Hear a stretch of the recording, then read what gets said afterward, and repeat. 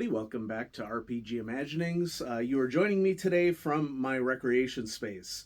And I thought I would give a short little introduction to this video to speak a little bit about why this book, Traveler World Builder's Handbook, was very unexpected in a good way for me. And I will be switching to the top-down version here in a second. But first I want to talk a little bit about the book itself and the authors so that we can get some context for looking at what is actually in here. This book is probably the closest that I've seen that we get to Traveler 5, which is the most recent iteration of Mark Millar's Traveler in Mongoose Traveler. And I just want to turn to the credits page here real quick. The author of this book is Geir Landeskog, and Geir lives in on the West Coast. And his first degree is in history. He has an MBA as well. But Geir also had a math and physics minor in college. And it very much shows in this text. And I'm telling you that because as someone who has taught science for the last 21 years at the collegiate level, at the high school level, and I personally am very passionate about space science and physics and science literacy, there's a real good opportunity here with the World Builder's Handbook for referees to expand the lexicon that they can use as part of their duty to describe a game world to their players. So the World Builder's Handbook is what you would expect. It is about building a world, yes, but it is also about building a solar system.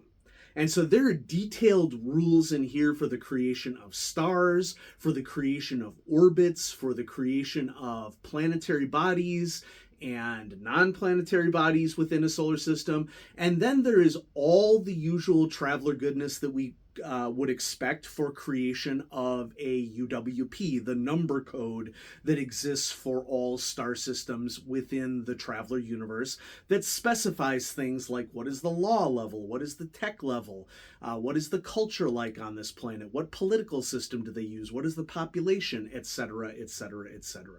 And so I just wanted to showcase this for you. This video, by the way, is sponsored by Mongoose, and so thank you to Mongoose for providing this copy for me.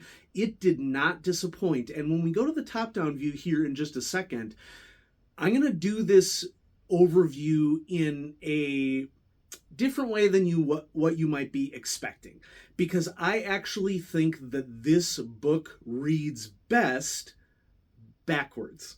And I'm going to explain why in just a moment when we go to the top-down view. And so if you are interested in using really rich language to add authenticity to your Traveler world, this book is going to be for you. And off to the next view. So here we are, Traveler World Builder's Handbook. Let's check out the back of the book first. As you can see, very evocative artwork here on the front. Mongoose has put a lot more detail into cover artwork since they've been pulling in much more money. So they have actual artists working on cover art. And let's check out what the World Builder's Handbook is all about. So the World Builder's Handbook is a tool set for expanding a world or star system into a fully realized place to explore. It includes procedures for determining the type and location of a system's, sorry about the glare there, a system's significant stars and worlds, an expansion of made world generation, and rules for determining the physical and social characteristics of the star system's other worlds. This handbook is both comprehensive and modular, with procedures designed to allow the referee to focus on the important aspects of a world or system's characteristics. The World Builder's Handbook includes knowledge gained from the thousands of exoplanetary systems discovered and covers habitable and hostile worlds, moons, gas giants, twilight worlds, and guidelines for the referee to describe what travelers can see in the skies above these worlds. It allows a referee to create star systems from scratch or expand existing information to refine a world's character. Also included are checklists, forms, examples, and the procedures and equipment used by the Imperial Interstellar Scout Service to survey and record information in the charted space universe, and a glossary of astronomical terms. Now, a couple things that I want to say off the book right out of the bat, and I view these things to be compliments. I have a feeling that there will be members of my audience who will differ with my perspective on things, and that's fine. Not every role-playing book is intended for everyone, but I honestly believe that any role player can get utility out of this book. Now, whether or not that utility is what you expect is a separate issue. I think that this book is going to surprise and potentially even initially scare some players, but I would really urge you to look past the surface impression that you had. I've spent some time reading through the World Builder's Handbook, and as I was reading it, it became very clear to me as an experienced GM that this really is a handbook that you can draw whatever you need to draw from it. This is not about taking all of the elements of a book and putting them all into a campaign, because that is going to be beyond the scope of what many players want to do. Now, that being said, let's take a look at the credits page. Okay. We start with an overview of the Imperial Scout Service right at the start, and then there are chapters on various characteristics of what would help a referee flesh out a world in Traveller. So we have a star creation chapter, system worlds and orbits chapter, world physical characteristics chapter, social characteristics, special circumstances, equipment, and then there's glossary, checklists, and designer's notes. Now, just to give you an idea, the introduction does a really good job of setting expectations for the book. And one of the things that I would throw out to the audience is, if you pick up this book, do read the introduction, because the introduction does a really good job of establishing what decisions you are allowed to make in role-playing games. If you've played role-playing games for a long time, you've probably encountered the attitude out there, at least if you've gamed with a wide variety of people. If you get outside of your social bubble and game at cons or interact with role players on the internet, you will note that there are a segment of role players out there who have what I would call an unhealthy obsession with canonism in role-playing games. In other words, their fun is negatively impacted by the fact that they think they need to use all the rules that are present within a book, or they're not really doing the game. There could be lots of different reasons why this is the case for players. I think that the role-playing tournament scene that existed in the 70s and into the early 80s could be part of the explanation, at least for more experienced gamers. If you are used to established rules constructs for tournament purposes, then yeah, you're going to want to attenuate to a full rule set. But that is not the only way to roleplay. In fact, I would venture to guess that a majority of people who roleplay don't play in that format. So once again, it's really important that we get out of our comfort zones and discuss things with a wide variety of different people and understand how different people game in different ways. So this handbook specifies 3 creation methods that you can use for systems. There is the expanded method, whereby you go through a lot of physical detail in order to design from scratch stars, solar systems, and orbiting bodies. Then there is the continuation method, in which you take a main world's UWP, which is sort of the standard code that is used in Traveller, and you add or subtract or make whatever alterations you think are necessary in order to make a world more what I would call table ready for players. In other words, a GM who is ready to present the details of a world that are appropriate for the particular story that is being told at that particular time based upon player choices. And then finally, the categorization method is the last method in which you are, if a system that you've designed already exists from other sources or from your prior notes, you can just ensure that it fits within the framework of your other worlds if you are using the World Builder's Handbook. Now, right off the bat, there's a table here with base units defining mass, diameter, density, gravity, and Terra data is provided and Sol data is provided so that people can have some grounding in what's going on here. You can use hexadecimals with this system if you really want to. There are ways for you to roll D10 emulation with 6-sided dice. Lots of options. There is a historical section about the Imperial Interstellar Scout Service and the role that it plays in the Imperium, how it is organized. We have this nice diagram here showing which branches are connected to each other, what the chain of command is, which if you were here for my Imperial Navy video, there's a lot of the similar stuff in the Imperial Navy. How do survey operations work? What are the different classes of survey probes? And what data would be present on particular worlds based upon survey index? And then we get into our first really meaty chapter, which is the stars chapter. Now, I'm going to give you a little overview of the stars chapter just to show you how deep this rule set goes. But I want to do that with the caveat, the reminder to all of you that these are options. If you check out this chapter and your eyes glaze over and it's not something that you want to involve yourself with this level of detail in role-playing games, you don't have to use it. I would still recommend that you read it though, because in reading any of these deep dive chapters, you will be adding to your lexicon, your vocabulary that you can use to describe encounters in space for your travelers. So we start off with star classification. So I taught astronomy at the high school level for 19 years. It's something that I am particularly passionate about. And for somebody who minored in math and science, Garrett did his research, and he did an excellent job.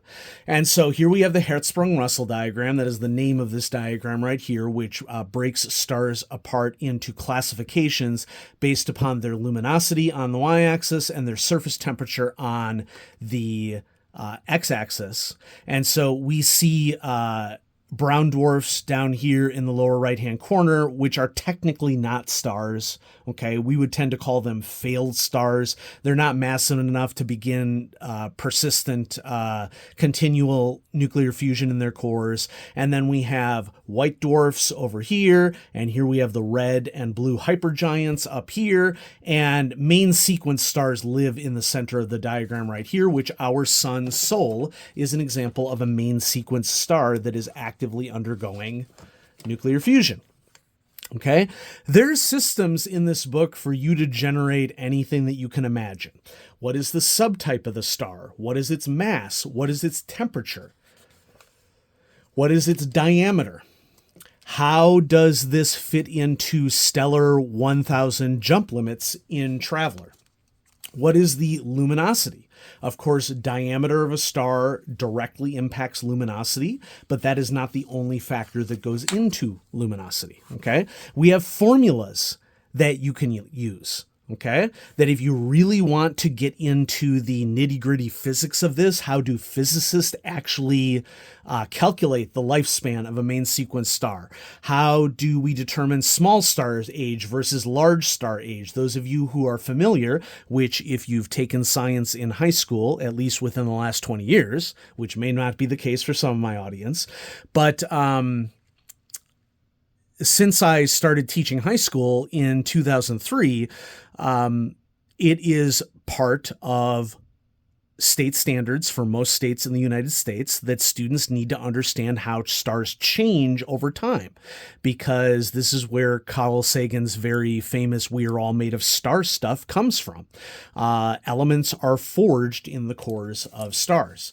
What about subgiant lifespans? How about systems with multiple stars? So here we have an orbital diagram with a barycenter view. Barycenter is the name for a point around which two objects are orbiting each other. We have default star designations. Lots of different orbital parameters that you can use, conversions to astronomical units from fractional orbits, orbital eccentricity, which is a measurement of how flat or rounded the oval of an orbit is. Earth's eccentricity, for example, is about 0.99. We have a very circular orbit, but it is not a perfectly circular orbit. And no, our seasons are not determined by our distance from the sun. Okay. When we are closest to the sun, it is actually winter here. Winter here in the northern hemisphere is the exact opposite of what you might expect. Okay, so you can see this gets into tons of detail, including equations.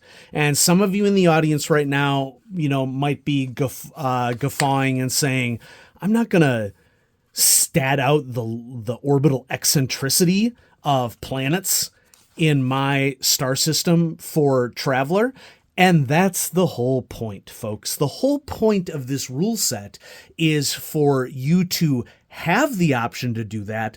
But if you don't want to do that, I would really recommend that you use the book as an opportunity to really flesh out your vocabulary of how you describe what travelers see when they go to a new world. Not everybody has the benefit of being an astronomy teacher, and you shouldn't have to be in order to referee Traveler. And so Gare and the World Builder's Handbook has you covered. Now, I do just want to read a little bit about the designer notes here in the back, because it gives a little bit of history. And if you prefer to read this yourself, go ahead and pause the video, and hopefully it's large enough on your screen where you can read it. So I need a pointy device. Let's find a pointy device. Sure, this will do. Whoops. Mechanical pencil works. All right. Traveler has existed since 1977, that's the year of my birth, by the way, and its Advanced Star System Generation System appeared in 1983. As mentioned in the introduction, the initial attempts in Book 6, Scouts and the World Builder's Handbook, to create whole star systems for Traveler were hampered by a single data point: the solar system. By 2022, it is clear that our solar system is not a typical star system. It lacks any planets closely orbiting the central star or any super-Earth-sized worlds amongst the other things. Still, a full picture of a typical star system or even accurate inventories of extrasolar planets are limited by the tools currently available, mostly orbital Doppler effects and transits, both of which favor the detection of closely orbiting and/or massive worlds. So, for example, what you would do for transits is you would attempt to gain an image where a shadow moves across a star, and therefore you know that it's an orbiting body. Those few worlds directly image are mostly large, young, and therefore hot, super Jovian, larger than Jupiter planets. These attempts to create a model from current information will probably look naive or just plain wrong in a few decades' time when better information becomes available. To repeat an adage, all models are wrong, some models are useful, hopefully these are useful. And I appreciate this last sentence, because this is a key to scientific literacy that a lot of people demonstrated that they were struggling with during the pandemic. Science does not promise truth, folks. Okay. Science promises the best guess with the available evidence, and we are always collecting evidence. We do expect science to be wrong. Now, when science is wrong, that doesn't mean that it's wholly wrong. It doesn't mean that we can't trust anything that the evidence would suggest to us, but that is the key. It is our reliance upon evidence, not a black and white view of the world. This is not you know something or you don't know something. This is not a binary, okay? Even with gravity, we first measured gravity using instrumentation just a couple of years ago. Okay, we could describe gravity's effects for centuries, but we didn't measure it with a gravitometer to very precise levels of precision until a couple years ago. Still, a goal of this effort has been to try to bridge existing Traveler material and decades of accumulated Traveler lore, much of which has a home on the wiki, with what is currently known about star systems and planets. To that end, this book keeps a modified form of the orbit hashtag system, despite it being originally based on the Titus-Bode relationship, a formula that has no scientific basis and does not exactly work even for Neptune. The major modification to the orbit hashtag, or I don't know if you'd call this orbit pound system, was to set the base of orbit hashtag 0 at 0.0 AU, not 0.2 AU, and AU is an astronomical unit. 1 astronomical unit is the average distance between the Earth and the Sun, as orbit hashtag values. This allows for the many tightly packed systems such as TRAPPIST-1, whose 7th known planet is only 0.06 AU from its star. That is a ridiculously close average orbital distance for an orbiting body. Mercury is 0.37 astronomical units away from Sol, and we really struggle to get any sort of robotic craft near, certainly not to land on Mercury, because of the incredible gravitational forces from our sun that close to the sun, never mind one that is 0.06 astronomical units away from it, to be modeled. Retaining orbit hashtags also has the advantage of providing a simple method to continue to widen the gap between planets in a way that keeps the ratio of their periods more or less intact. Period is the time it takes for a planet to make one orbit around a star. It also works well enough for initially determining distances between stars in a multi-star system using the T5 close, near, far star paradigm. Adding fractional orbit hashtags is something that has already crept into the other Traveler publications, and its extensive use here just expands upon it. The principle, a generic statement which may turn out to be incorrect, that planets are as densely packed as possible, led to the concept of spread, which allows for both densely and sparsely packed systems while still keeping some sort of period-based rotation, a very modified Titus-Bode. I'm going to skip ahead because the designer is just continuing to riff off of what their design decisions were for some of the science. But it's this last section here that I think is most critical for us to read. Finally, as mentioned in the introduction, this book is intended as a guide, not a straitjacket. The rules could allow a referee to create a programmatic method to generate star systems. I have done so by other methods in the past and tested the results of this book's procedures in an overly complex yet inadequate spreadsheet form, and while they might be suitable for an exploration campaign, such as Deep Night Revelation, it is not as suitable for the continuation method, especially in an existing campaign. Worse, it removes referee creativity from the process, and that is the sentence that I want to emphasize for all of you. Okay, this is not about you crafting a canon and then sticking to a canon. This is about you making decisions that are going to be things that your players want to react to and will drive a narrative with. So while rules for determining the length of the year or the basic temperature are physics-based, the referee could and should move worlds around, adjust greenhouse and albedo values, or change atmospheric gas mixes if that is what makes a world match their vision. This game belongs to the players, not the dice. And so I really appreciate the designer notes in that regard. And this is why I'm going to recommend anyone who is not really invested in the hard science that exists in this book to read this book backwards. Okay. And that is certainly not a criticism of the author whatsoever. I think that the more open you are to variation from staunch physical principles, the more likely you're going to want to be able to start with things in the back of the book. So here we have a quick survey guide for exploration adventures. Here we have a summary of all the things that you could calculate if you wanted to for stars, star systems, asteroid belts, and world creation in Mongoose Traveler, Traveler 2nd Edition. We have a glossary of terms that are used. So, for example, we just read albedo. Albedo is the fraction of solar energy a world reflects back into space. For temperature determination, the bond albedo, which covers all wavelengths of radiation reflected, is used. Okay, so for example, when we look at a full moon at night, the moon's albedo with its rock and soil compensation is such that the moon appears to glow from light bouncing off of it from our sun. Okay. We have a spacecraft section, exploratory vehicles, including robots. So some cool additions, equipment.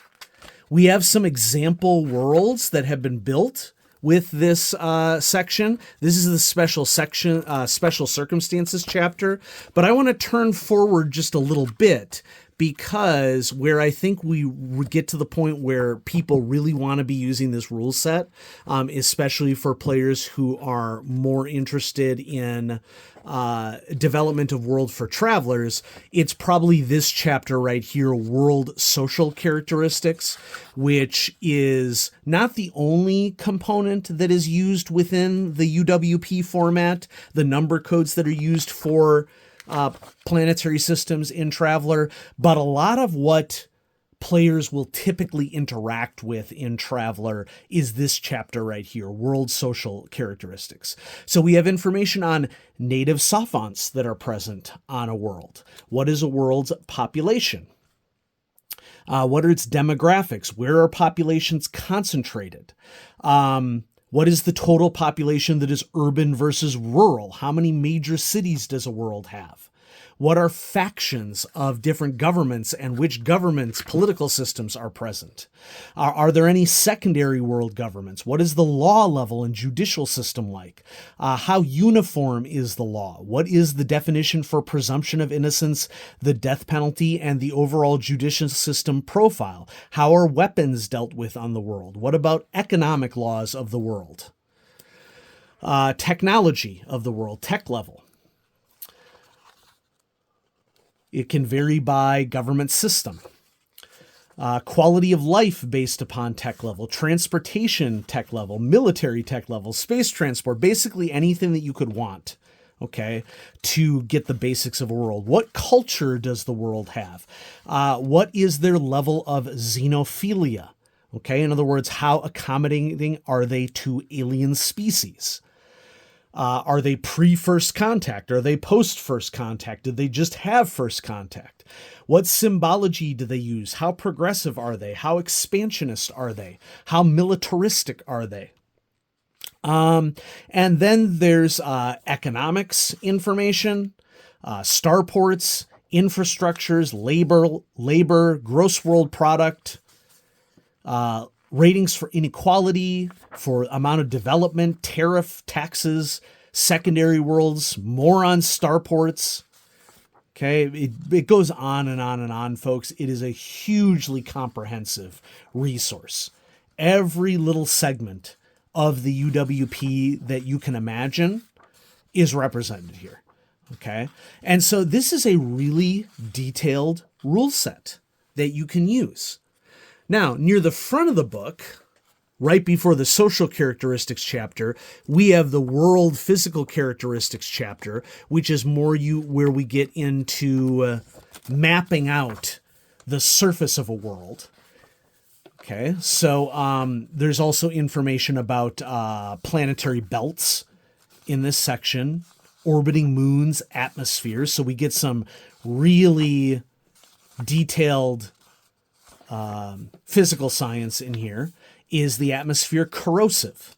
Okay. What is the minimum or bad safe altitudes? What kind of non-habitable zones are present? What kind of habitable zones? What are the hydrographics of the world? What is its rotation period? Its axial tilt, which is ultimately what determines seasons. Surface tidal effects. Overall mean temperature, greenhouse factors, high and low temperatures. And you can get all the equations here if you really want to understand how it is calculated from a physical standpoint. Here we are getting more into then mapping out what the surface of the world is like. What is its seismology like? Okay, how many tectonic plates does it have? What are the seismic stresses? What are the native life forms? How complex is the biodiversity? What resources are available? And then we get our classic world sheet, which I first showed you all in the sector construction guide, in which you can actually map out individual hexes within a world map triangle. And these world map triangles make up a segment of what is assumed to be a spherical world. Okay, so after you were all done, you would end up with a full color map that would detail what is happening on a particular world. Now, you can get nitty-gritty into other aspects, system worlds and orbits. Okay, this is the big picture that I don't like, because this is a picture that is typical in astronomy texts if somebody isn't paying attention. Here we see orbital bodies approximately all the same distance away from each other in terms of separation of their orbits, and all the orbits are circular. Okay, some orbits are more circular than others, some are more eccentric. Okay, meaning that they would have an eccentricity of a low value, meaning that they are more oval shaped. Okay, so this picture, not accurate. But, beggars can't be choosers, I guess.